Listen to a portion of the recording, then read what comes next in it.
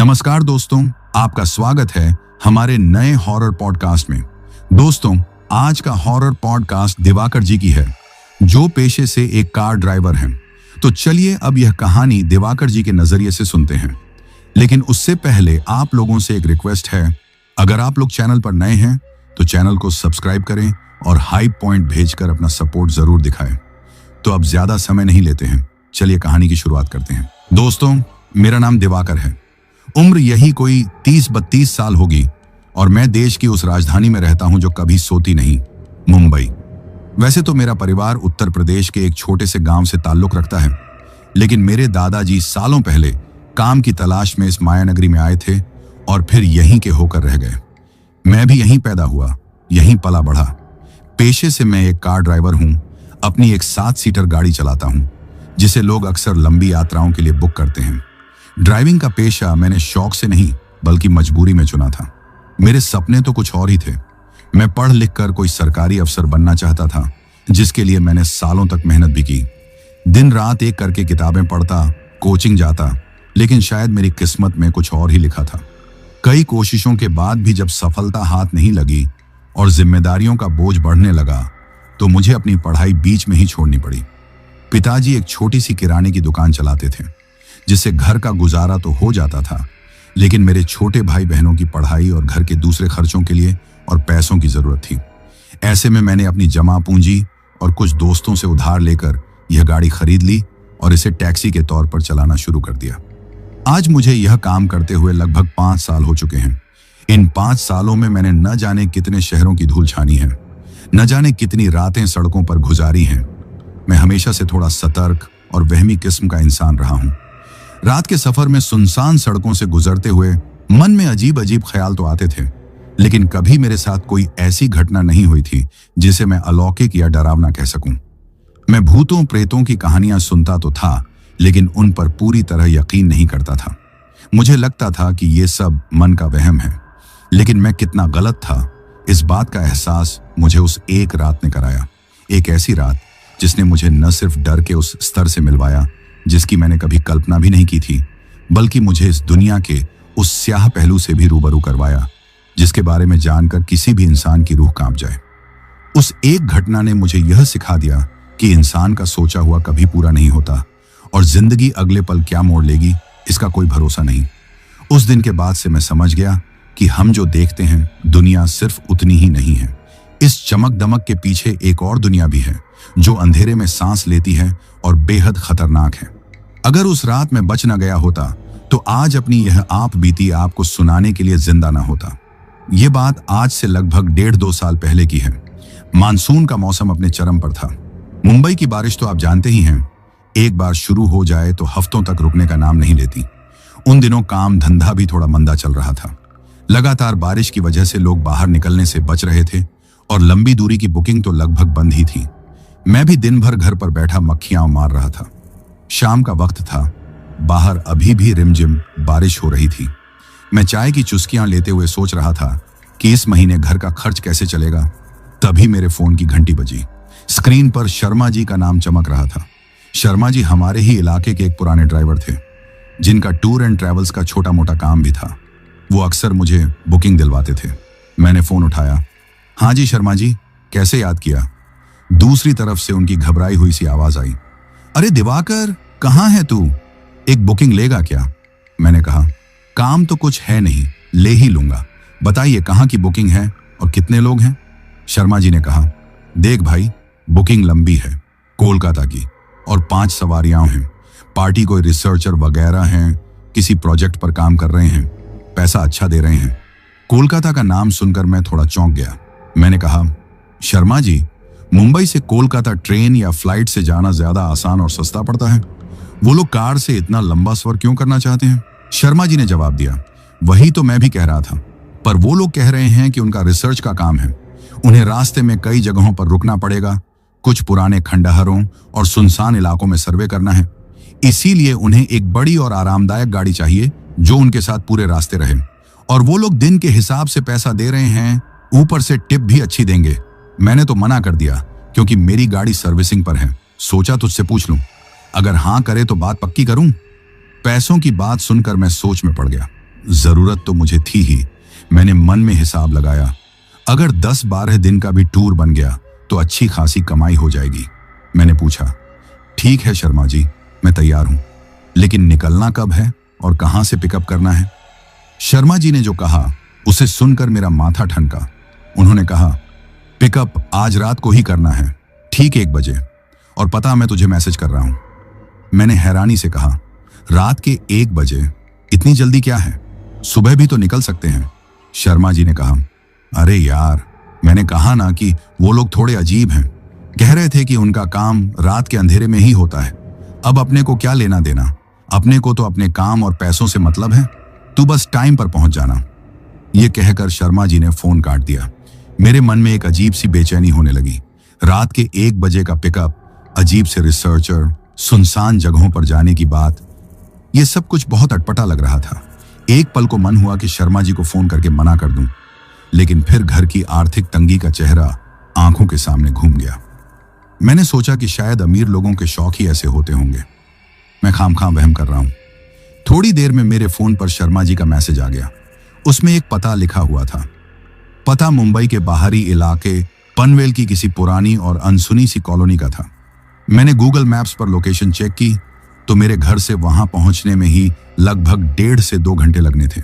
खैर, मैंने खुद को समझाया और तैयारी में लग गया। रात का खाना खाकर मैंने अपनी गाड़ी को अच्छी तरह से चेक किया, तेल पानी सब देखा और ठीक 11 बजे मैं उस पते के लिए निकल पड़ा। मुंबई की सड़कें रात में भी जागती रहती हैं, लेकिन जैसे जैसे मैं शहर के मुख्य इलाकों को पीछे छोड़कर पनवेल की तरफ बढ़ रहा था, सड़कों पर गाड़ियों की आवाजाही कम होती जा रही थी। बारिश अब भी हो रही थी, जिससे माहौल और भी ज्यादा सुनसान लग रहा था। गाड़ी के वाइपर शीशे पर जमा होती पानी की बूंदों को हटाने की लगातार कोशिश कर रहे थे और उनकी किर्र किर्र की आवाज रात के सन्नाटे को और गहरा बना रही थी। लगभग रात के 1:45 बजे मैं गूगल मैप्स की मदद से उस कॉलोनी में पहुंचा।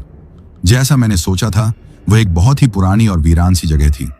सड़कें टूटी फूटी थीं और स्ट्रीट लाइटें या तो बंद थीं या टिमटिमा रही थीं। मकान भी काफी पुराने और एक दूसरे से दूरी पर बने हुए थे। ऐसा लग रहा था जैसे यहां ज्यादा लोग नहीं रहते। मुझे उस पते वाले मकान को ढूंढने में थोड़ी मशक्कत करनी पड़ी। आखिरकार एक अंधेरी गली के आखिर में मुझे वो मकान नंबर दिखा। मकान किसी पुरानी हवेली जैसा लग रहा था, जिसके चारों तरफ बड़ी बड़ी झाड़ियां उगाई थीं।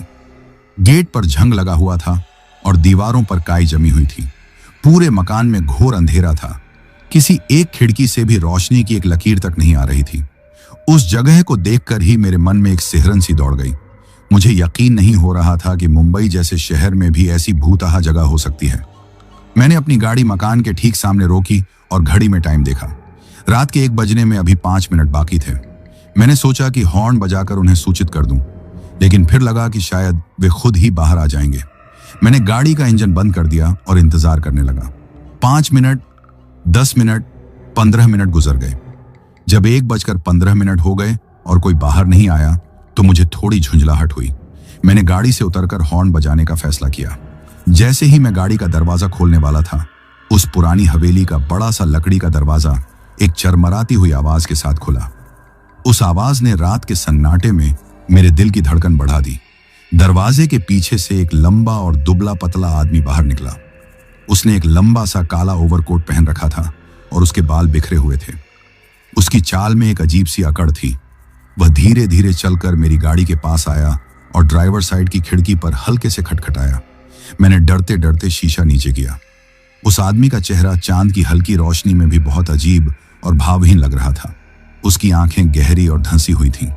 उसने एक बहुत ही शांत और सपाट आवाज में पूछा, दिवाकर? मैंने हाँ में सिर हिलाया।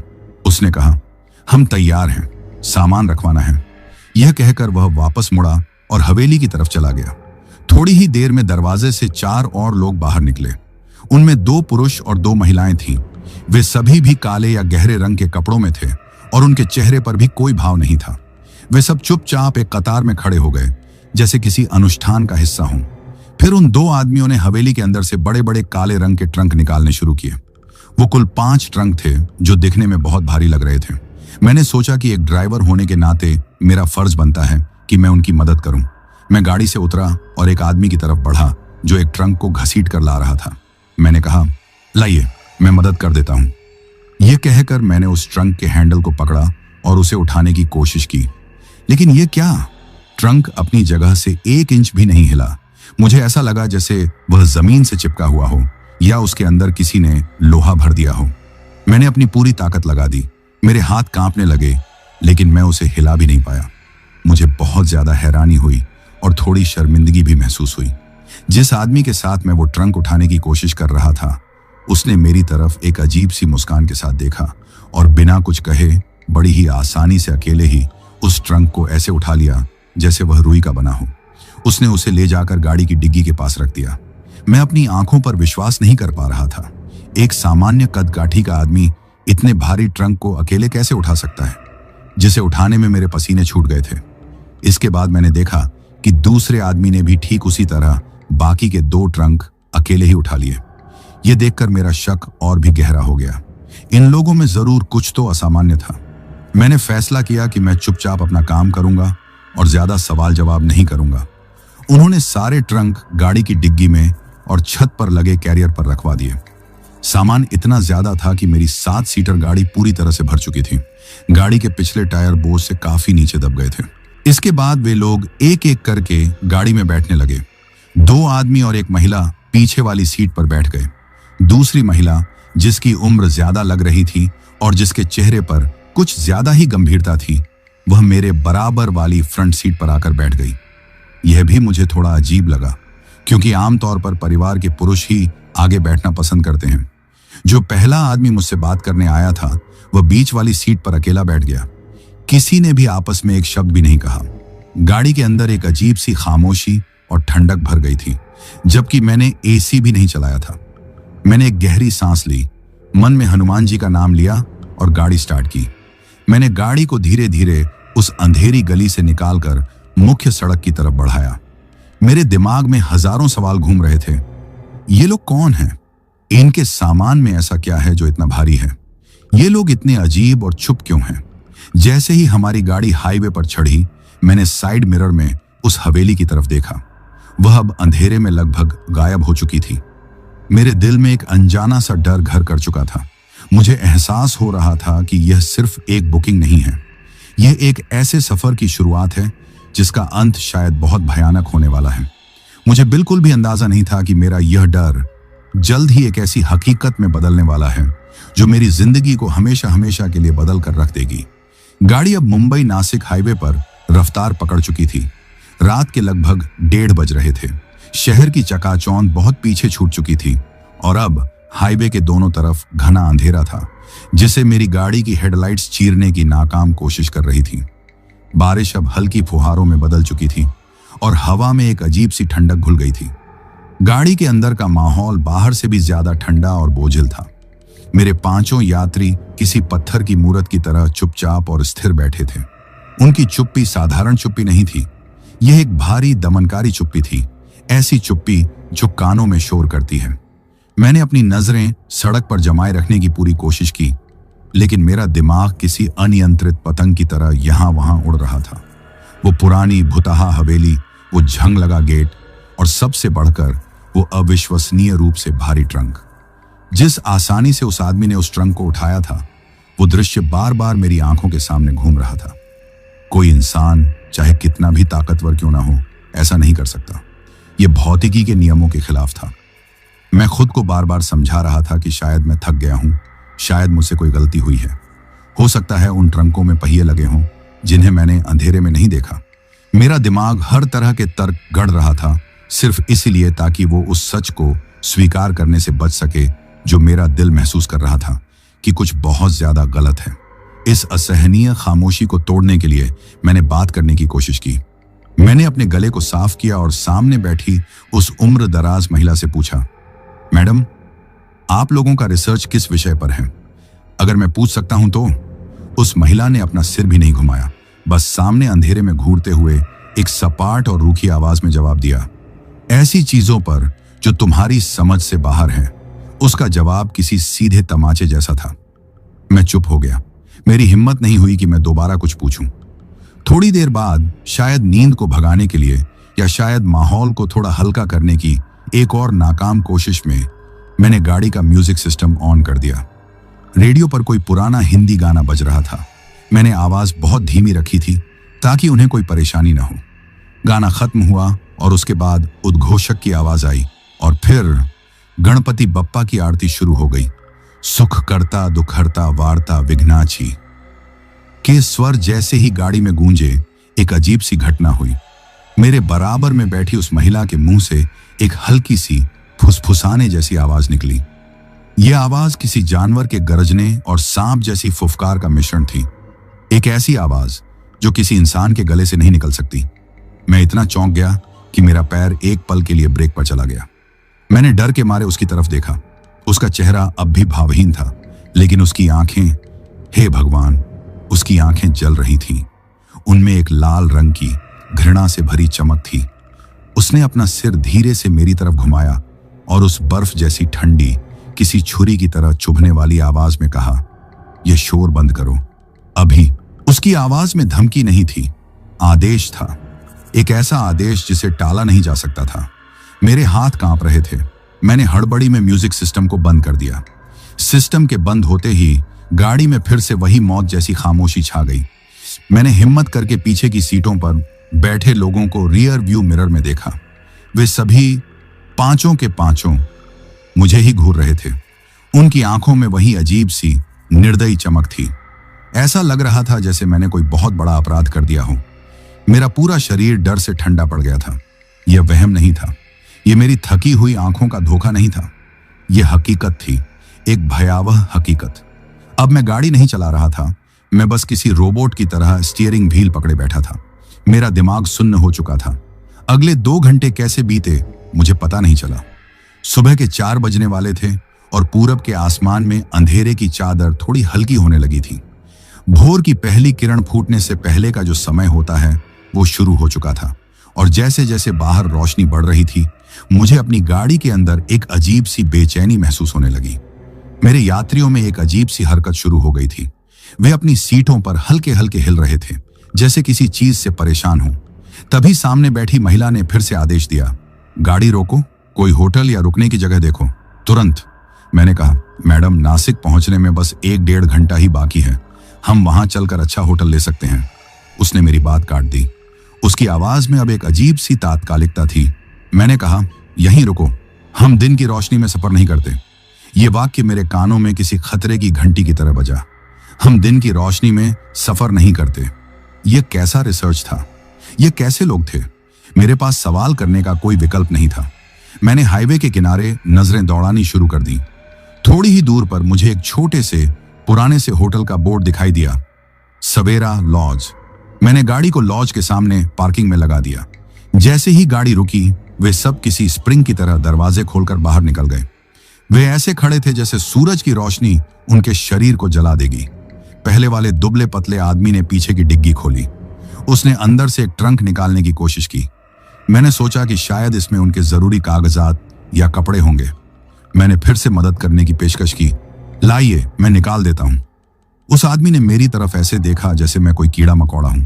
उसने मुझे हाथ से पीछे हटने का इशारा किया और फिर उसने उस भारी लोहे जैसे ट्रंक को अपने एक हाथ से उठाया। जी हां, सिर्फ एक हाथ से, और उसे ऐसे उठाकर चल पड़ा जैसे उसने कोई हल्का सा अटैची केस उठाया हो। लॉज का एक कर्मचारी जो बाहर खड़ा यह सब देख रहा था, उसका मुंह आश्चर्य से खुला का खुला रह गया और मैं बस जड़वत खड़ा उस अविश्वसनीय दृश्य को देखता रहा। मेरे सारे शक, सारे वहम, सब कुछ सच साबित हो चुका था। ये लोग इंसान नहीं थे, या अगर थे तो सामान्य इंसान बिल्कुल नहीं थे। वो महिला मेरे पास आई। उसने अपने पर्स से पैसों की एक गड्डी निकाली, जिसमें से कुछ नोट निकालकर मेरे हाथ में थमा दिए। फिर उसने 500 रुपए का एक नोट अलग से मेरी तरफ बढ़ाते हुए कहा, यह तुम्हारे खाने पीने के लिए है। हमने 2 कमरे लिए हैं। हम आराम करेंगे। जब सूरज पूरी तरह डूब जाएगा हम तभी बाहर आएंगे। तब तक हमारे कमरों के पास भी मत आना और गाड़ी के पास ही रहना, समझे? ये कहकर वह और बाकी लोग उस लॉज के अंदर चले गए। मैं वहीं पार्किंग में अपनी गाड़ी के पास अकेला खड़ा रह गया। सुबह हो चुकी थी, पक्षी चहचहा रहे थे, हाईवे पर गाड़ियां गुजर रही थीं, दुनिया सामान्य रूप से चल रही थी। लेकिन मेरी दुनिया उस एक रात में पूरी तरह से बदल चुकी थी। मैंने पूरा दिन किसी बेचैन रूह की तरह बिताया। कुछ देर गाड़ी में बैठा रहता, फिर पास के ढाबे पर जाकर चाय पी आता। भूख तो जैसे मर ही चुकी थी। मेरे दिमाग में बस एक ही सवाल घूम रहा था, क्या करूं? क्या मैं यहां से भाग जाऊं, गाड़ी लेकर सीधा मुंबई वापस चला जाऊं और पुलिस को सब कुछ बता दूं? लेकिन पुलिस मेरी बात पर यकीन करेगी? वे कहेंगे कि मैं पागल हो गया हूं।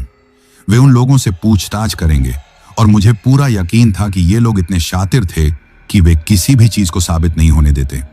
और फिर पैसों का लालच। मुझे पता था कि अगर मैं यह बुकिंग पूरी करूंगा तो मुझे बहुत अच्छे पैसे मिलेंगे, जिससे मेरी कई मुश्किलें हल हो सकती थीं। मैं लालच और डर के बीच फंसा हुआ था। दोपहर में मैं हिम्मत करके लॉज के रिसेप्शन पर गया। वहां एक अधेड़ उम्र का मैनेजर बैठा था। मैंने उससे पीने के लिए पानी मांगा और बातों बातों में यूं ही पूछ लिया, साहब, जो लोग सुबह कमरा नंबर 104 और 105 में रुके हैं, बड़े अजीब से लोग हैं, कोई परेशानी तो नहीं हुई? मैनेजर ने मेरी तरफ शक की निगाह से देखा और फिर धीमी आवाज में बोला, अजीब? साहब, अजीब तो बहुत छोटा शब्द है। जब वो रजिस्टर में एंट्री कर रहे थे तो उनमें से एक ने जब पेन पकड़ा तो उसका हाथ बर्फ की तरह ठंडा था, बिल्कुल किसी मुर्दे जैसा। और दस्तखत, अरे साहब, वो दस्तखत नहीं थे, कोई पुरानी भाषा की लिखावट थी, जैसे कोई निशान बना दिया हो।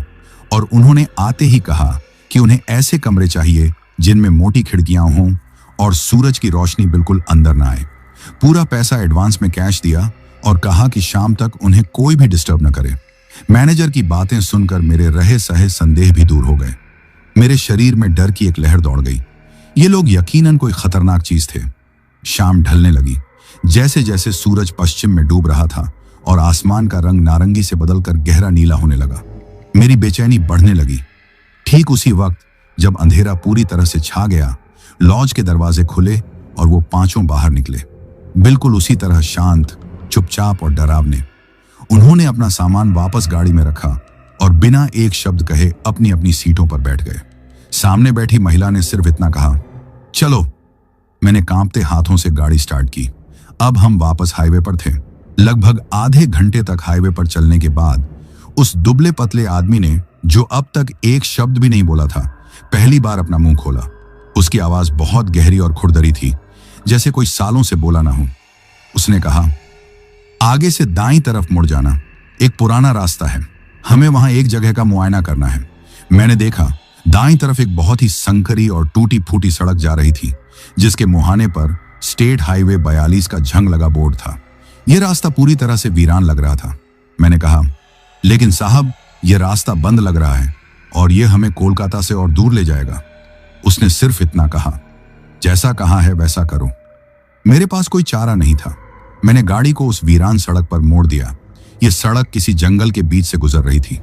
दोनों तरफ इतने घने और ऊंचे पेड़ थे कि उनकी डालियां ऊपर मिलकर एक छत बना रही थीं, जिससे चांद की रोशनी भी जमीन तक नहीं पहुंच पा रही थी।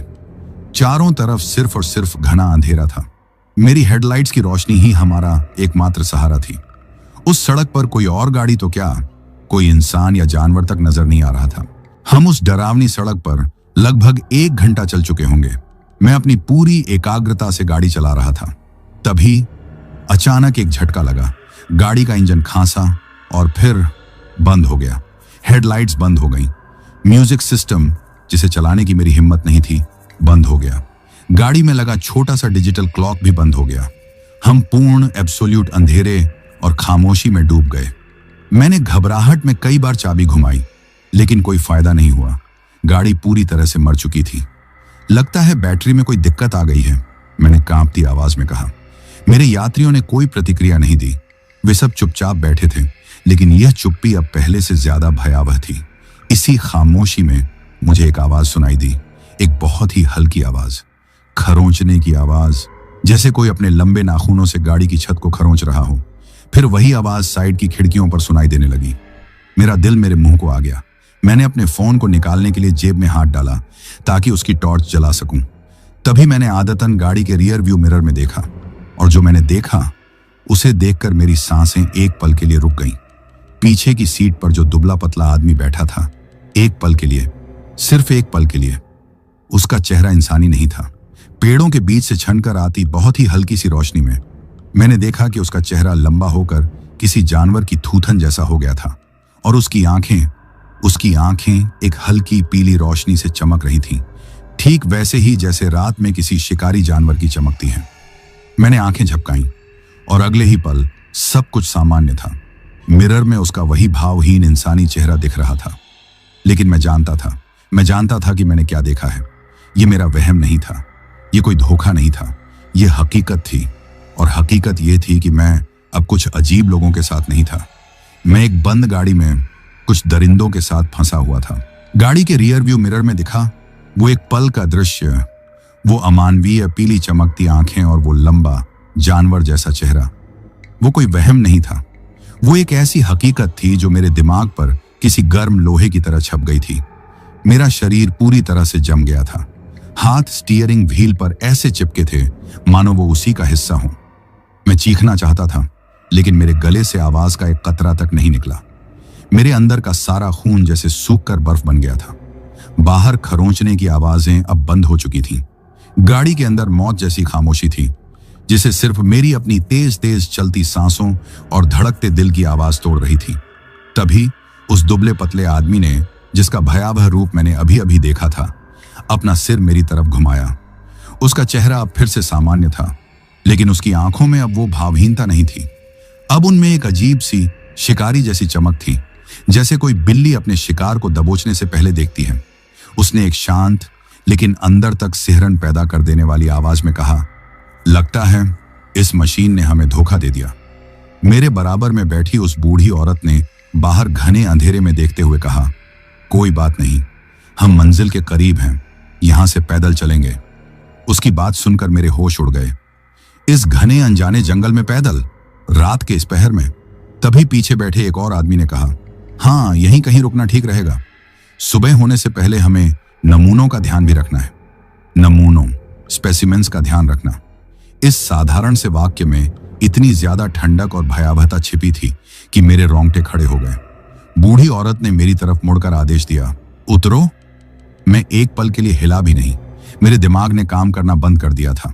उसने अपनी आवाज में ज्यादा जोर देते हुए फिर कहा, मैंने कहा, गाड़ी से बाहर निकलो। इस बार उसकी आवाज में वो खुरदुरापन था, वो अमानवीयता थी जो मैंने गणपति आरती के समय सुनी थी। मैं किसी रोबोट की तरह बिना कुछ सोचे समझे गाड़ी का दरवाजा खोलकर बाहर आ गया। रात की ठंडी और नम हवा मेरे चेहरे से टकराई, लेकिन मुझे कुछ महसूस नहीं हो रहा था। वे पांचों भी गाड़ी से उतर गए। उन्होंने मुझसे डिग्गी खोलने को कहा। मेरे कांपते हाथों ने जैसे तैसे डिग्गी खोली। उन्होंने उन भारी काले ट्रंकों को उतारना शुरू कर दिया। हमारी मदद करो, उनमें से एक ने कहा। मैं डर के मारे उनकी तरफ बढ़ा। जैसे ही मैंने एक ट्रंक के ठंडे धातु के हैंडल को छुआ, मेरे पूरे शरीर में बिजली का एक झटका सा लगा। वो ट्रंक सिर्फ ठंडा नहीं था, वो अप्राकृतिक रूप से ठंडा था, जैसे किसी ने उसे कई दिनों तक बर्फ में रखा हो। उस ठंडक का एहसास मेरे हाथ से होते हुए मेरी हड्डियों तक पहुंच गया। मेरे डर और आश्चर्य के बीच उन्होंने उन सभी भारी ट्रंक्स को बड़ी आसानी से उतार लिया।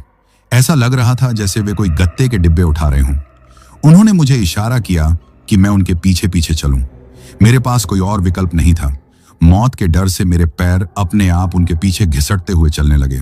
हम हाईवे की सड़क को छोड़कर उस घने काले जंगल के अंदर जा रहे थे। पेड़ों की वजह से जमीन पर इतना अंधेरा था कि मुझे अपने आगे चल रहे उन लोगों के सिर्फ धुंधले आकार ही दिख रहे थे। लगभग 15-20 मिनट तक उस डरावने जंगल में चलने के बाद हम एक अजीब सी खुली जगह पर पहुंचे। ये जगह किसी मैदान की तरह थी, लेकिन यह प्राकृतिक नहीं लग रही थी। ऐसा था मानो यहाँ के पेड़ भी इस जमीन पर उगने से डरते हों। चारों तरफ एक अजीब सा सन्नाटा और ठहराव था। वहां पहुंचकर उन्होंने उन ट्रंक्स को जमीन पर रखा। एक ट्रंक में से उन्होंने कुछ सामान निकाला। यह सामान्य कैंपिंग का सामान नहीं था। उसमें कुछ छोटे काले रंग के टेंट तो थे, लेकिन साथ ही कुछ बहुत ही पुराने और अजीब से दिखने वाले औजार भी थे, जो किसी गहरे जंग लगे धातु से बने थे। उन्होंने एक शब्द भी नहीं बोला और बड़ी ही तेजी और कुशलता से वो पांचों टेंट लगा दिए, जैसे वे सालों से यही काम करते आ रहे हों। जब टेंट लग गए तो वो बूढ़ी औरत मेरे पास आई। उसने कहा, हमें भूख लगी है, अब खाने की तैयारी होगी। ये सुनकर मेरा दिल और जोर से धड़कने लगा। इस वीरान जंगल में खाने की तैयारी? क्या खाने की? उसका इशारा पाते ही वो दुबला पतला आदमी और एक और आदमी, सबसे बड़े वाले, और सबसे ज्यादा ठंडे ट्रंक की तरफ बढ़े। उन्होंने उस ट्रंक के ताले खोले। एक क्लिक की आवाज उस सन्नाटे में बहुत जोर से गूंजी। मेरा मन कर रहा था कि मैं अपनी आंखें बंद कर लूं, वहां से भाग जाऊं, लेकिन मैं जड़ हो चुका था। एक अजीब सी भयावह जिज्ञासा ने मुझे देखने पर मजबूर कर दिया। जैसे ही ट्रंक का ढक्कन खुला, अंदर से भाप जैसी कोई चीज निकली, और फिर मैंने जो देखा उसने मेरे दिमाग को सुन्न कर दिया। ट्रंक के अंदर बड़े बड़े सीलबंद प्लास्टिक के बैग रखे हुए थे, ठीक वैसे ही जैसे बायोलॉजिकल सैंपल रखने के लिए इस्तेमाल होते हैं। ज्यादातर बैग काले थे, लेकिन एक बैग जो ऊपर की तरफ था थोड़ा पारदर्शी था और शायद ठीक से सील नहीं हुआ था। उस बैग के अंदर मैंने एक इंसान का हाथ देखा, एक औरत का पीला बेजान हाथ, जिसकी एक उंगली में सोने की एक पतली सी अंगूठी थी। उस एक झलक ने मेरे सारे वहम, सारे डर, सब कुछ साफ कर दिया। मैं एक चीख मारना चाहता था, लेकिन आवाज मेरे गले में ही फंस कर रह गई। मेरे पेट में एक तेज लहर उठी और मुझे उल्टी जैसा महसूस होने लगा। मैं समझ गया, ये नमूने, ये इंसानी शरीर थे। ये लोग सिर्फ अजीब नहीं थे, ये दरिंदे थे, आदमखोर थे। उन्होंने उस ट्रंक में से एक बड़ा सा कपड़े में लिपटा हुआ बंडल निकाला। उसे निकालने और संभालने का उनका तरीका इतना सहज और पेशेवर था, जैसे कोई कसाई अपने रोज के काम को अंजाम दे रहा हो। दूसरी तरफ दोनों औरतों ने एक छोटा सा पोर्टेबल स्टोव जलाया। जल्द ही कुछ पकने की गंध हवा में फैलने लगी, लेकिन वो किसी सामान्य खाने की गंध नहीं थी। वो एक मीठी, भारी और जी मिचलाने वाली गंध थी, जो मेरे नथुनों में घुसकर मेरे दिमाग को परेशान कर रही थी। मैं एक पेड़ के तने से सटकर खड़ा कांप रहा था। तभी उन दो औरतों में से जो जवान थी, वो मेरी तरफ देखकर मुस्कुराई, लेकिन उसकी मुस्कान उसकी आंखों तक नहीं पहुंची। उसकी आंखों में वही ठंडक थी। उसने कहा, डर गए ड्राइवर? डरो मत, तुम हमारे मेहमान हो। खाना लगभग तैयार है, तुम्हें भी खाना चाहिए। ये एक बहुत ही खास व्यंजन है। उसका खास व्यंजन कहने का अंदाज इतना डरावना था कि मेरे पैरों के नीचे से जमीन खिसक गई। थोड़ी देर में उन्होंने खाना तैयार कर लिया। उन्होंने मुझे एक प्लेट में कुछ परोस कर दिया। मेरे हाथ इतने कांप रहे थे कि मैं प्लेट ठीक से पकड़ भी नहीं पा रहा था। मैंने उस मांस की तरफ देखा। उसका रंग गहरा था और वो रेशेदार लग रहा था। उसे देखकर और गंध से ही मेरा दम घुट रहा था। मैं जानता था कि अगर मैंने खाने से मना किया तो मेरा हश्र भी शायद इसी प्लेट में मौजूद उस बदनसीब इंसान जैसा होगा। वे पांचों एक घेरा बनाकर बैठ गए और बड़े ही अजीब तरीके से खाने लगे। वे आपस में उसी अजीब गटरल भाषा में बात कर रहे थे, जिसमें कुछ क्लिक और कुछ गले से निकलने वाली खुरदड़ी आवाजें थीं। तभी उस दुबले पतले आदमी ने, जो शायद उनका मुखिया था, मेरी तरफ देखा। उसने देखा कि मैंने अपनी प्लेट को छुआ तक नहीं है। वो हिंदी में बोला। उसकी आवाज शहद की तरह मीठी लेकिन जहर की तरह खतरनाक थी। क्या हुआ ड्राइवर? तुम्हें हमारी मेहमान नवाजी पसंद नहीं आई? तुम सोच रहे होगे कि हम कौन हैं, हम क्या करते हैं। मैं चुपचाप डरी हुई आंखों से उसे देखता रहा। उसने अपनी बात जारी रखी। हम संरक्षक हैं, हम चीजों को सहेजते हैं, हम लोगों को सहेजते हैं। ये दुनिया बहुत सी चीजों को फेंक देती है, बेकार समझ लेती है, हम बस उन्हें इकट्ठा कर लेते हैं। उसने अपनी प्लेट में रखे मांस के टुकड़े की तरफ इशारा किया, जैसे ये एक सेल्समैन था। बड़े बड़े वादे करता था, खोखले सपने दिखाता था। अब देखो, इसका एक मकसद है, यह हमें ऊर्जा दे रहा है। उसका हर एक शब्द किसी हथौड़े की तरह मेरे सिर पर पड़ रहा था। ये लोग सिर्फ हत्यारे या आदमखोर नहीं थे, ये कुछ और थे, कुछ ज्यादा पुराने, ज्यादा बुरे। ये इंसानों को किसी वस्तु की तरह देखते थे, किसी संसाधन की तरह। ये सब सुनना और देखना मेरी सहन शक्ति से बाहर था। मेरा सिर घूमने लगा। मेरे हाथ से प्लेट छूटकर जमीन पर गिर गई। मैं अपने आप को और नहीं रोक सका। मैं घिसटता हुआ, लड़खड़ाता हुआ उनसे पीछे हटने लगा। मेरे मुंह से टूटे फूटे शब्द निकल रहे थे। नहीं, प्लीज मुझे जाने दो, मेरा परिवार है, मेरे छोटे बच्चे हैं। मेरे ऐसा करते ही वे पांचों अचानक रुक गए। उन्होंने खाना छोड़ दिया और एक साथ अपना सिर घुमाकर मेरी तरफ देखा। और फिर वो हुआ जिसकी मैं सिर्फ कल्पना कर सकता था। उन पांचों के चेहरे बदलने लगे, धीरे धीरे लेकिन निश्चित रूप से। उनकी आंखें अब सिर्फ चमक नहीं रही थीं, वे किसी आग के अंगारे की तरह जल रही थीं। उनके मुंह और जबड़े फैलने लगे और जब वे मुस्कुराए तो उनकी मुस्कान किसी इंसान की नहीं थी। उनके होंठ खींचकर कानों तक पहुंच गए और उनके मुंह में सामान्य दांतों की जगह लंबे नुकीले दांतों की कतारें नजर आ रही थीं। उनकी उंगलियां लंबी होकर किसी पंजे की तरह मुड़ गईं। बूढ़ी औरत ने फुसफुसाकर कहा, इसने बहुत कुछ देख लिया है, ये इस जंगल से जिंदा बाहर नहीं जाना चाहिए। उसकी आवाज अब पूरी तरह से बदल चुकी थी।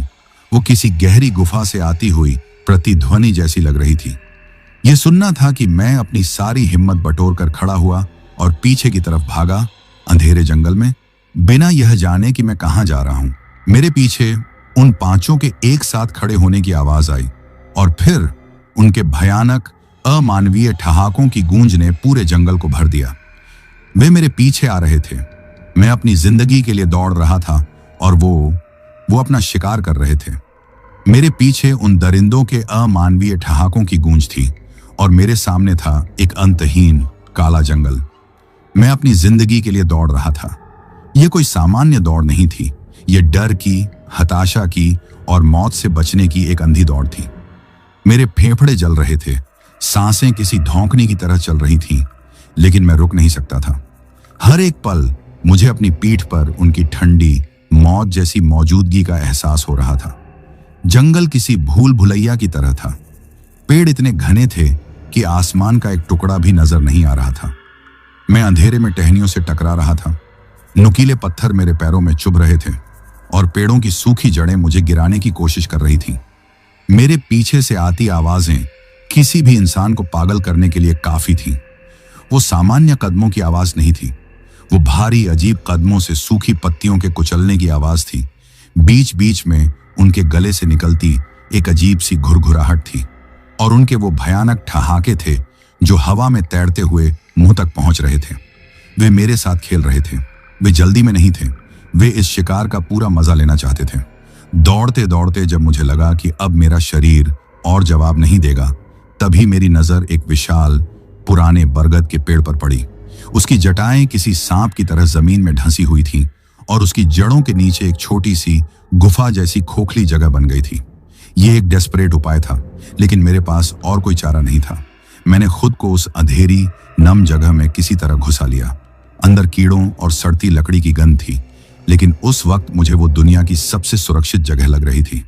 मैं अपनी सांसों को रोकने की कोशिश कर रहा था, जो किसी तूफान की तरह चल रही थी। मेरा दिल इतनी जोर से धड़क रहा था कि मुझे डर था कि वे उसकी आवाज सुनकर यहां पहुंच जाएंगे। कुछ ही पलों बाद मैंने उन्हें सुना। वे मेरे छिपने की जगह के बहुत करीब से गुजरे।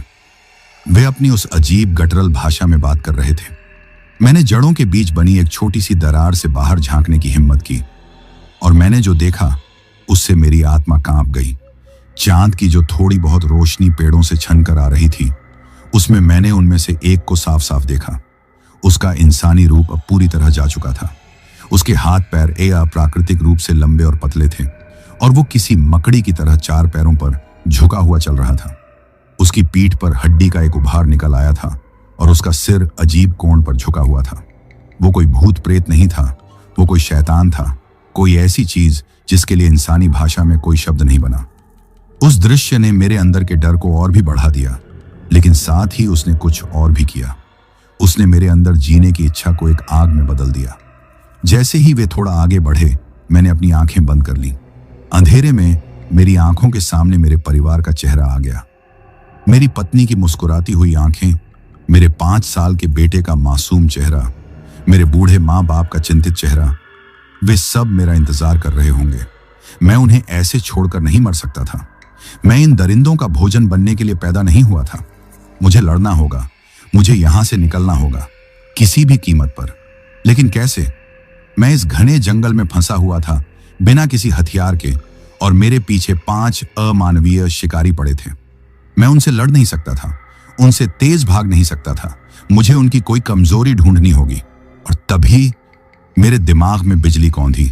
एक कमजोरी, मैंने उनकी एक कमजोरी देखी थी। मुझे गाड़ी का वो सीन याद आया, वो असहनीय चुप्पी और फिर मेरा म्यूजिक सिस्टम चलाना, गणपति बप्पा की आरती और उस बूढ़ी औरत की प्रतिक्रिया, उसका वो अमानवीय फुफकारना, उसकी आंखों में वो नफरत, उसका वो आदेश, यह शोर बंद करो। वो सिर्फ नाराजगी नहीं थी, वो झुंझलाहट नहीं थी, वो तकलीफ थी। उस पवित्र ध्वनि ने उसे तकलीफ पहुंचाई थी। शायद शायद वही उनकी कमजोरी थी, पवित्रता, भगवान का नाम। लेकिन मैं उसका इस्तेमाल कैसे कर सकता था? मेरे पास ऐसा कुछ नहीं था। मैं कोई पंडित नहीं था, मुझे कोई मंत्र या पूरी आरती भी ठीक से याद नहीं थी। और फिर मुझे एक और चीज याद आई, एक छोटी सी, लगभग भुलाई जा चुकी चीज। जब मैंने यह गाड़ी नई नई ली थी और लंबी बुकिंग पर जाना शुरू किया था, तो मेरी माँ ने मुझे एक छोटा सा चांदी का लॉकेट दिया था। उसके ऊपर AUM का चिन्ह खुदा हुआ था। उन्होंने कहा था कि इसे सिद्ध विनायक मंदिर में पूज कर लाई है और इसे हमेशा गाड़ी के डैशबोर्ड पर रखना, यह हर बला से रक्षा करेगा। मैंने भी सिर्फ उनका मन रखने के लिए उस लॉकेट को डबल साइडेड टेप से डैशबोर्ड पर ठीक म्यूजिक सिस्टम के ऊपर चिपका दिया था। इन सालों में मैं उसके बारे में लगभग भूल ही चुका था। AUM, सृष्टि की सबसे पवित्र ध्वनि। एक डेस्परेट, लगभग पागलपन से भरा प्लान मेरे दिमाग में बनने लगा। मेरी एकमात्र उम्मीद वो गाड़ी थी, वो लोहे का डिब्बा जो अभी कुछ देर पहले मेरा कैद खाना लग रहा था, अब मेरा एकमात्र किला, मेरा एकमात्र हथियार बन सकता था। अगर मैं किसी तरह उस तक पहुंच जाऊं, अगर मैं किसी तरह उसकी बैटरी को फिर से चालू कर सकूं और म्यूजिक सिस्टम चला सकूं, शायद मैं उन्हें रोक सकता हूं। यह एक बहुत बड़ा शायद था, लेकिन यह मेरी इकलौती उम्मीद की किरण थी। मेरे अंदर एक नई ऊर्जा का संचार हुआ। अब मैं एक डरा हुआ शिकार नहीं था जो अंधाधुंध भाग रहा हो। अब मेरे पास एक लक्ष्य था, एक मकसद था। मुझे उस गाड़ी तक वापस पहुंचना था। मैंने तब तक इंतजार किया जब तक उनके कदमों और बातों की आवाज जंगल में पूरी तरह खो नहीं गई। फिर मैं बड़ी सावधानी से अपनी उस खोखली जगह से बाहर निकला। मैंने एक एक कदम फूंक फूंक कर रखना शुरू किया। अब मैं भाग नहीं रहा था, मैं छिपता छिपाता, पेड़ों की आड़ लेता हुआ आगे बढ़ रहा था। मैं उसी दिशा में वापस जाने की कोशिश कर रहा था जहां से मैं आया था। मैं जमीन पर अपने ही पैरों के निशानों और टूटी हुई टहनियों को ढूंढने की कोशिश कर रहा था। यह सफर शायद दौड़ने से भी ज्यादा मुश्किल था। हर एक पत्ते की सरसराहट पर मेरा दिल उछलकर गले में आ जाता। हर एक आवाज पर लगता कि उन्होंने मुझे देख लिया। डर अब भी था, लेकिन अब उस डर पर मेरे इरादे हावी हो चुके थे। न जाने कितना वक्त गुजरा, लेकिन फिर मुझे कुछ दिखा। पेड़ों के बीच से बहुत दूर धातु की एक हल्की सी चमक। मेरी गाड़ी वो उसी टूटी फूटी सड़क पर खड़ी थी। यहां से शायद 100 या 150 मीटर की दूरी पर होगी। उसे देखकर मेरी रगों में उम्मीद की एक लहर दौड़ गई। मैं पहुंच सकता हूं, मैं यह कर सकता हूं। मैं और भी सावधानी से आगे बढ़ने लगा, लगभग जमीन पर रेंगते हुए। मैं उस सड़क के किनारे तक पहुंच चुका था और अब गाड़ी मुझसे सिर्फ 50 मीटर दूर थी। मैं एक बड़ी सी चट्टान के पीछे छिपा हुआ था और आगे बढ़ने की योजना बना रहा था। तभी ठीक मेरे पीछे मुझे एक आवाज सुनाई दी, एक धीमी मजाक उड़ाती हुई हंसी। मेरा पूरा शरीर अकड़ गया। मैंने अपनी गर्दन भी नहीं घुमाई। मैं जानता था कि पीछे कौन है। उस जवान औरत की आवाज आई जो अब बिल्कुल भी इंसानी नहीं लग रही थी। उसकी आवाज में एक अजीब सी प्रतिध्वनि थी। खो गए थे ड्राइवर, हम तुम्हें ही ढूंढ रहे थे। मैंने धीरे धीरे, बहुत धीरे धीरे अपना सिर घुमाया। वो मुझसे सिर्फ 10 फीट की दूरी पर खड़ी थी। उसका चेहरा अब भी बदला हुआ था। उसकी मुस्कान कानों तक खींची थी और उसके नुकीले दांत अंधेरे में चमक रहे थे। वो अपनी जगह पर खड़ी थी, लेकिन ऐसे हिल रही थी जैसे कोई सांप अपने शिकार पर हमला करने से पहले करता है। मैं फंस चुका था, बिल्कुल अकेला, उसके और मेरी गाड़ी के बीच में। समय जैसे रुक गया था। मैं और वो दरिंदा, हम दोनों एक दूसरे को घूर रहे थे। मेरे और मेरी जिंदगी की एकमात्र उम्मीद उस गाड़ी के बीच वो एक भयावह बाधा बनकर खड़ी थी। जंगल की खामोशी में सिर्फ मेरी और उसकी सांसों की आवाज थी। उसकी सांसें एक अजीब सी सांप जैसी फुफकार थी और मेरी सांसें डर से किसी थके हुए जानवर की तरह हाँफ रही थी। उसने हमला नहीं किया, वो बस मुझे देख रही थी अपनी उस भयानक मुस्कान के साथ। वो मेरे डर का मजा ले रही थी। फिर उसने बोलना शुरू किया। उसकी आवाज अब किसी गूंजती हुई कानाफूसी जैसी लग रही थी। तुम्हें पता है ड्राइवर, हमें शिकार से ज्यादा शिकार का डर पसंद है।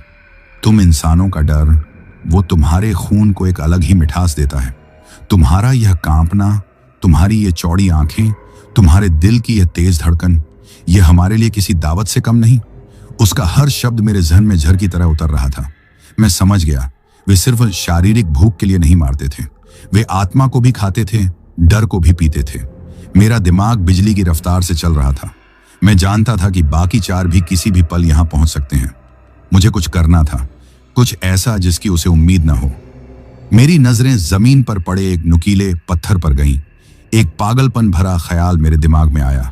मैंने अपनी पूरी बची खुची हिम्मत को समेटा। मैंने एक जोरदार जंगली चीख मारी जो डर और गुस्से का मिला जुला रूप थी। उस चीख के साथ ही मैंने वो पत्थर उठाया और उसे उस दरिंदे पर नहीं बल्कि उसकी साइड से घने जंगल के अंधेरे में पूरी ताकत से फेंक दिया। खटाक की आवाज के साथ वो पत्थर किसी पेड़ से टकराया। एक पल के लिए, सिर्फ एक पल के लिए उस दरिंदे का शिकारी स्वभाव जागा और उसने अनजाने में आवाज की दिशा में देखा। बस यही वो पल था, यही मेरा एकमात्र मौका था। मैं भागा, लेकिन मैं जंगल की तरफ नहीं बल्कि सीधा उसकी तरफ, उस 50 मीटर की दूरी पर खड़ी अपनी गाड़ी की तरफ भागा। मैं उसके बहुत पास से गुजरा। उसे समझने में 1 सेकंड लगा कि मैंने क्या किया है। जब तक वो वापस मुड़ी, मैं उससे कुछ कदम आगे निकल चुका था। उसके गले से गुस्से और धोखे की एक भयानक चीख निकली। उस एक चीख ने जैसे पूरे जंगल को दहला दिया। वो मेरे पीछे लपकी। अब यह जिंदगी और मौत की एक छोटी सी दौड़ थी। मुझे अपने कानों में हवा के साथ साथ उसके तेज कदमों और लंबे नाखूनों के हवा को चीरने की आवाज सुनाई दे रही थी। मुझे महसूस हुआ कि उसके पंजे मेरी पीठ से कुछ इंच की दूरी पर हैं। मेरी जिंदगी का हर पल मेरी आंखों के सामने से गुजर गया। मैं गाड़ी के दरवाजे तक पहुंचा। मेरे हाथ बुरी तरह कांप रहे थे। मैंने दरवाजे का हैंडल पकड़ने की कोशिश की। एक बार चूका, फिर दोबारा पकड़ा और उसे पूरी ताकत से खींचा। खट करके दरवाजा खुला। मैंने खुद को अंदर फेंका और अपनी पूरी जान लगाकर दरवाजा बंद कर दिया। दरवाजे के बंद होते ही उसके पंजों के धातु पर टकराने की एक भयानक खरोंच की आवाज आई। मैं अंदर था। मैं सेफ था, कम से कम कुछ पलों के लिए। मैंने बिना एक पल गंवाए सेंट्रल लॉक का बटन दबा दिया। ठक की आवाज के साथ गाड़ी के चारों दरवाजे लॉक हो गए। यह आवाज उस पल मुझे दुनिया का सबसे मधुर संगीत लगी। बाहर खड़ी उस डायन ने गुस्से में एक ऐसी चीख मारी जिसे सुनकर किसी के भी कान के पर्दे फट जाएं। यह उसके साथियों के लिए एक बुलावा था। उसने अपनी मुट्ठियों से ड्राइवर साइड की खिड़की पर पीटना शुरू कर दिया। हर एक वार इतना शक्तिशाली था कि पूरी गाड़ी हिल रही थी। मैं अपनी आंखों से देख सकता था कि शीशे पर मकड़ी के जाले जैसी दरारें पड़ने लगी थी। जल्द ही बाकी चारों भी जंगल से निकल कर आ गए। उनके पूरी तरह से बदले हुए भयानक रूप अब मेरे सामने थे। उन्होंने मेरी गाड़ी को चारों तरफ से घेर लिया। अब वो सिर्फ पीट नहीं रहे थे, वे गाड़ी को पूरी ताकत से हिला रहे थे। मुझे ऐसा लग रहा था जैसे मैं किसी टिन के डिब्बे में बंद हूं और कुछ दैत्य उसे खिलौने की तरह हिला रहे हैं। मैंने घबराहट में इग्निशन की तरफ देखा। चाबी पहले से ही लगी हुई थी। मेरी किस्मत ने पहली बार मेरा साथ दिया था। मैंने एक गहरी सांस ली और चाबी घुमाई। डैशबोर्ड की लाइटें एक पल के लिए टिमटिमा कर जलीं और फिर बुझ गईं। मैंने फिर कोशिश की। इंजन से कोई आवाज नहीं आई, कुछ नहीं। बैटरी पूरी तरह से मर चुकी थी। यह मेरे लिए अंतिम झटका था। मेरी आशा का आखिरी कैला भी ढह गया। मैं एक चलती फिरती कब्र में बंद था जिसका ताबूत किसी भी पल टूट सकता था। बाहर से शीशे के टूटने की आवाजें तेज हो गई थीं। मैं लगभग हार मान चुका था। मेरी आंखों में आंसू आ गए और तभी उन आंसुओं की धुंध के बीच मेरी नजर डैशबोर्ड पर पड़ी। ठीक म्यूजिक सिस्टम के ऊपर टेप से चिपका हुआ वो छोटा सा चांदी का AUM लॉकेट, मेरी मां का दिया हुआ तोहफा। और मुझे फिर से याद आया मेरा प्लान। Music system. एक गाड़ी का म्यूजिक सिस्टम चलाने के लिए इंजन स्टार्ट करने से बहुत कम पावर लगती है। क्या पता बैटरी में इतनी सी जान बाकी हो कि वो कुछ सेकंड के लिए ही सही उसे चला सके। बाहर खिड़की पर एक और जोरदार वार हुआ और शीशे का एक बड़ा टुकड़ा टूटकर मेरी गोद में आ गिरा। अब या तो कभी नहीं। मैंने इग्निशन को छोड़ दिया। मेरे कांपते हुए हाथ म्यूजिक सिस्टम के पावर बटन की तरफ बढ़े। बाहर वे सब एक साथ चीख रहे थे, जीत की चीख। उन्हें लगा कि वे बस अंदर पहुंचने ही वाले हैं। मैंने अपनी आंखें बंद की। मैंने उस भगवान को याद किया जिस पर मुझे आज रात से पहले पूरा भरोसा भी नहीं था। मैंने अपने माँ बाप और अपने बेटे का चेहरा याद किया और अपनी कांपती हुई उंगली से मैंने वो बटन दबा दिया। मेरी उंगली पावर बटन पर थी और बाहर मौत का नंगा नाच चल रहा था। गाड़ी के शीशे टूट रहे थे और उन दरिंदों के विजय, उन्माद से भरे चीत्कार मेरे कानों में गूंज रहे थे। एक पल के लिए सब कुछ शांत हो गया। बटन दब चुका था लेकिन कुछ नहीं हुआ। मेरी आखिरी उम्मीद भी जैसे अंधेरे में खो गई। मेरा दिल डूब गया और तभी स्पीकरों से एक हल्की सी खटक की आवाज आई। म्यूजिक सिस्टम की छोटी सी डिजिटल स्क्रीन, जो सालों से अनगिनत धूल की परतें देख चुकी थी, एक पल के लिए टिमटिमाई और फिर उस पर नीले रंग की रोशनी फैल गई। बैटरी में अभी भी एक कतरा जान बाकी थी। स्क्रीन पर रेडियो की फ्रीक्वेंसी दिखाई दी और स्पीकरों से सिर्फ स्टैटिक की सर्र सर्र की आवाज आने लगी। ये वो आवाज नहीं थी जो मुझे चाहिए थी। बाहर दरिंदों ने फिर से गाड़ी पर हमला शुरू कर दिया था। उन्हें शायद समझ आ गया था कि मैं अंदर कुछ करने की कोशिश कर रहा हूं। मैंने घबराहट में सोर्स का बटन दबाया। मेरी किस्मत अच्छी थी कि मैंने कुछ दिन पहले ही अपने बेटे के पसंदीदा गानों और कुछ भजनों वाली एक पेन ड्राइव USB लगाकर छोड़ी हुई थी। डिस्प्ले USB पर बदला। एक सेकंड की खामोशी और फिर जो आवाज गूंजी उसने उस रात की तकदीर बदल दी। श्री गुरु चरण सरोज रज निज मनु मुकुरु सुधारी, हनुमान चालीसा। आवाज धीमी थी, लेकिन उसके पहले शब्द ही किसी वज्र की तरह उन दरिंदों पर पड़े। गाड़ी के बाहर चल रहा कोलाहल और हमला एक पल में बंद हो गया। उनकी विजय की चीखें दर्द और पीड़ा की चीखों में बदल गईं। मैंने बाहर देखा, वे सब ऐसे पीछे हटे थे जैसे किसी ने उन्हें आग का गोला फेंक कर मारा हो। वे अपने कानों को, जहां भी उनके कान थे, पकड़कर तड़प रहे थे। उनकी वो अमानवीय फुफकार अब किसी घायल जानवर की दर्दनाक कराह में बदल चुकी थी। कमजोरी, यह सिर्फ कमजोरी नहीं थी, यह उनके लिए जहर था। मेरे अंदर अचानक से एक शेर जैसी हिम्मत आ गई। मैंने बिना सोचे समझे वॉल्यूम का बटन घुमाकर उसे फुल कर दिया। अब हनुमान चालीसा के शक्तिशाली शब्द गाड़ी के स्पीकरों से किसी सुरक्षा कवच की तरह फटकर निकल रहे थे और उस घने अपवित्र जंगल के अंधेरे को चीर रहे थे। बाहर वे पांचों जमीन पर लौट रहे थे। उनकी त्वचा से धुआं सा निकल रहा था, जैसे तेजाब गिर गया हो। मेरी नजर डैशबोर्ड पर लगे उस छोटे से चांदी के AUM लॉकेट पर पड़ी। मुझे ऐसा लगा जैसे वो हल्का हल्का चमक रहा है और कांप रहा है, पवित्र ध्वनि की शक्ति से ऊर्जा प्राप्त कर रहा हो। मैंने अपना कांपता हुआ हाथ उस पर रखा। एक अजीब सी शांति और शक्ति मेरे शरीर में दौड़ गई। एक पागलपन भरा विचार मेरे मन में आया, अगर यह ध्वनि मुझ जैसे साधारण इंसान को इतनी शक्ति दे सकती है, तो शायद यह इस बेजान मशीन में भी जान फूंक दे। मैंने अपनी आंखें बंद की, होठों पर जय हनुमान का नाम लिया और एक आखिरी पूरी आस्था के साथ इग्निशन में चाबी घुमा दी। एक पल की खामोशी और फिर इंजन ने एक खांसी खाई, फिर एक और फिर एक दहाड़ के साथ मेरी गाड़ी का इंजन जिंदा हो गया। हेडलाइट्स जल उठी और उनकी तेज रोशनी सीधे उन तड़पते हुए दरिंदों पर पड़ी। रोशनी और ध्वनि के उस दोहरे हमले से वे और भी ज्यादा पीड़ा से चीखने लगे। चमत्कार हो चुका था। मैंने एक पल भी बर्बाद नहीं किया। सामने वाली बूढ़ी डायन, जो शायद उनकी मुखिया थी, अभी भी पीड़ा में होने के बावजूद गुस्से से भरी हुई मेरे रास्ते में खड़ी थी। उसकी आंखों में मेरे लिए सिर्फ और सिर्फ नफरत थी। मैंने गाड़ी को पहले गियर में डाला और एक्सेलरेटर को जमीन से सटा दिया। गाड़ी किसी भूखे शेर की तरह गुर्राते हुए आगे बढ़ी। मैं सीधा उसी डायन की तरफ लपका। जैसे ही गाड़ी उसे टक्कर मारने वाली थी, उसने एक आखिरी कान फाड़ देने वाली चीख मारी और किसी धुएं के बादल की तरह हवा में विलीन हो गई। जहां वो खड़ी थी, वहां अब सिर्फ एक बदबूदार काली राख का ढेर था, लेकिन बाकी चार अभी भी वहां थे। जैसे ही मैं आगे बढ़ा, उनमें से दो ने अपनी पूरी ताकत से गाड़ी के पिछले बम्पर को पकड़ लिया। गाड़ी एक झटके से रुकी। उनकी अमानवीय ताकत अब भी बहुत ज्यादा थी। इंजन दहाड़ रहा था, टायर अपनी जगह पर घूमकर धुआं छोड़ रहे थे, लेकिन गाड़ी आगे नहीं बढ़ पा रही थी। मैं घबराया नहीं। मैंने एक्सेलरेटर से पैर नहीं हटाया। हनुमान चालीसा अब भी बज रही थी, मुझे हिम्मत दे रही थी। पवन तनय संकट हरण मंगल मूर्ति रूप, राम लखन सीता सहित हृदय बसहु सुरभूप। और फिर एक जोरदार खटाक की आवाज के साथ बम्पर का एक हिस्सा उनके हाथ में टूट कर रह गया और मेरी गाड़ी किसी आजाद पंछी की तरह आगे निकल गई। मैं पागलों की तरह गाड़ी भगा रहा था। मैं उस टूटी फूटी वीरान सड़क पर अंधाधुंध गाड़ी चला रहा था। मुझे कोई होश नहीं था। मैं एक ही साथ रो रहा था, हंस रहा था और भगवान का शुक्रिया अदा कर रहा था। मैंने रियर व्यू मिरर में देखा, वे मेरे पीछे दौड़ रहे थे। उनकी चाल अब भी किसी इंसान से कहीं ज्यादा तेज थी। वे चीख रहे थे, श्राप दे रहे थे, लेकिन हर एक पल वे मुझसे और दूर होते जा रहे थे। पवित्र ध्वनि की सीमा से बाहर होते ही उनकी शक्ति कम हो रही थी। जल्द ही उनके काले साए जंगल के अंधेरे में विलीन हो गए। कुछ देर बाद मैं उस भयानक सड़क के अंत पर पहुंचा और एक झटके से गाड़ी को मुख्य हाईवे पर मोड़ दिया।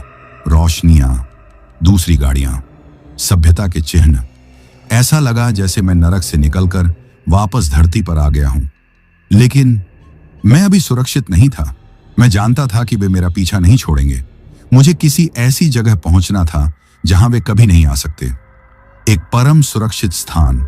और तब मुझे याद आया, मुंबई की तरफ जाने वाले हाईवे पर शहर में घुसने से कुछ किलोमीटर पहले एक बहुत बड़ा और प्रसिद्ध गणेश जी का मंदिर है। महाराष्ट्र में गणपति बप्पा से बड़ा कोई रक्षक नहीं। वही मेरी मंजिल थी, वही मेरा एकमात्र उद्धार था।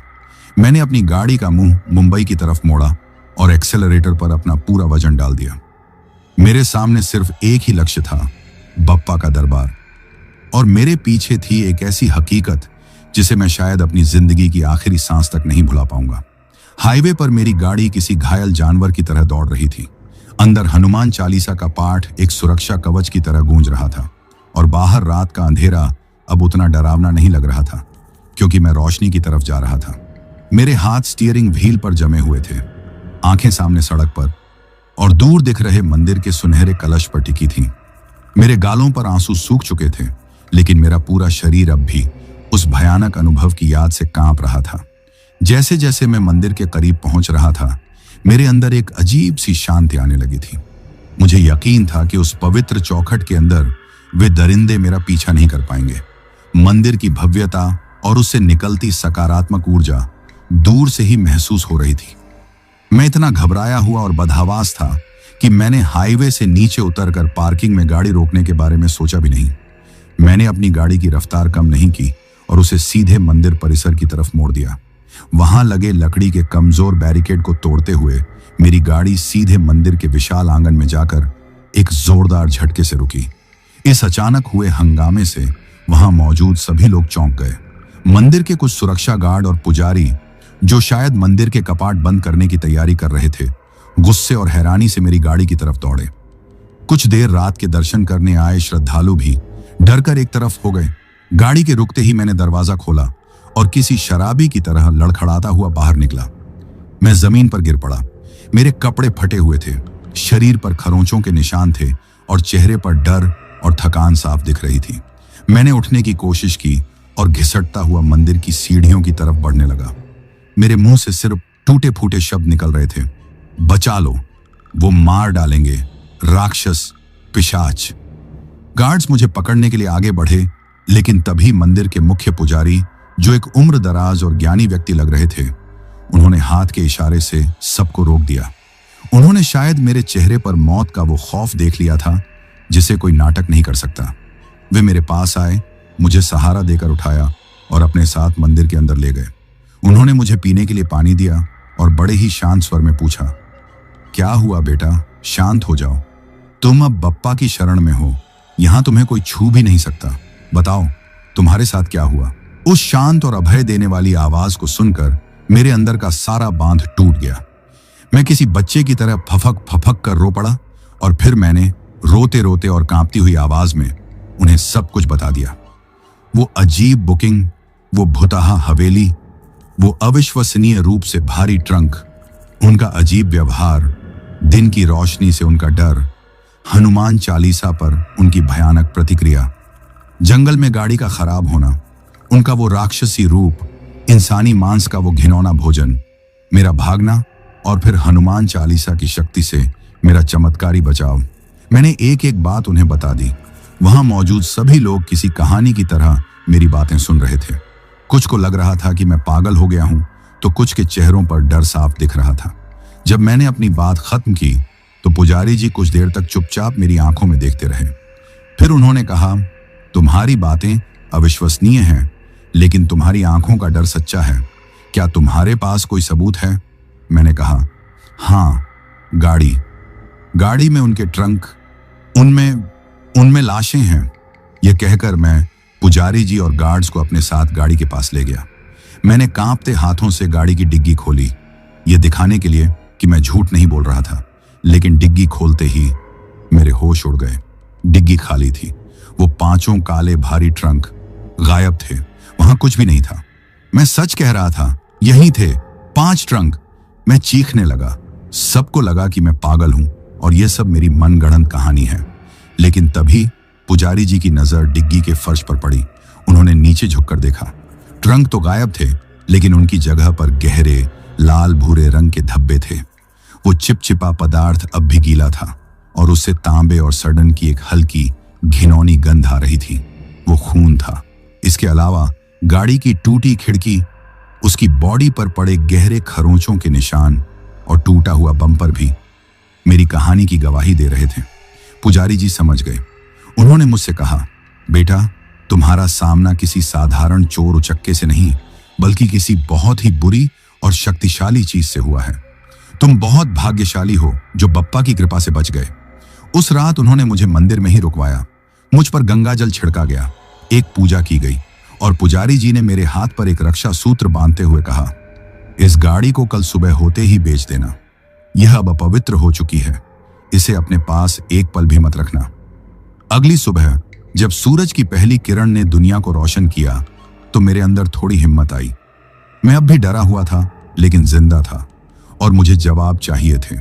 मुझे उस आदमी से जवाब चाहिए था जिसने मुझे इस मौत के मुंह में धकेला था। मैंने अपना फोन निकाला और शर्मा जी का नंबर मिलाया। 2 घंटी बजने के बाद उन्होंने फोन उठाया। फोन उठाते ही मैं उन पर बरस पड़ा। शर्मा जी, ये कैसी बुकिंग दिलवाई थी आपने मुझे? आप जानते भी हैं मेरे साथ क्या हुआ। वो लोग इंसान नहीं, शैतान थे, राक्षस थे। मैं आपकी वजह से मरते मरते बचा हूं। दूसरी तरफ से शर्मा जी की हैरान आवाज आई, दिवाकर, क्या हो गया है तुम्हें? कौन सी बुकिंग? मैंने तो तुमसे पिछले हफ्ते से कोई बात ही नहीं की। क्या तुमने शराब पी है? मैं चिल्लाया। क्या मतलब बात नहीं की? आपने ही तो कल शाम को फोन किया था कोलकाता की बुकिंग के लिए। आपने ही तो मुझे पनवेल का पता मैसेज किया था। मेरे फोन में सब रिकॉर्ड है। शर्मा जी ने गुस्से में कहा, पागल हो गए हो क्या? मैंने कोई मैसेज नहीं किया। मेरा फोन कल से मेरे पास ही है। मैंने गुस्से में कहा, मैं अभी आपको सबूत भेजता हूं, और फोन काट दिया। मैंने तुरंत अपना कॉल लॉग खोला। मैं कल की तारीख में शर्मा जी का नंबर ढूंढने लगा, लेकिन वहां कुछ नहीं था। कल शाम का कोई कॉल रिकॉर्ड नहीं था। मेरा दिल बैठने लगा। मैंने घबराहट में अपने मैसेज खोले। शर्मा जी का भेजा हुआ वो पता, वो मैसेज भी वहां नहीं था। जैसे किसी ने मेरे फोन से उस घटना से जुड़े हर एक डिजिटल सबूत को मिटा दिया हो। और उस पल मैं समझा, वो आखिरी सबसे भयानक सच, वो बुकिंग, वो फोन कॉल, वो शर्मा जी की आवाज, वो मैसेज, सब कुछ एक धोखा था, एक माया जाल था।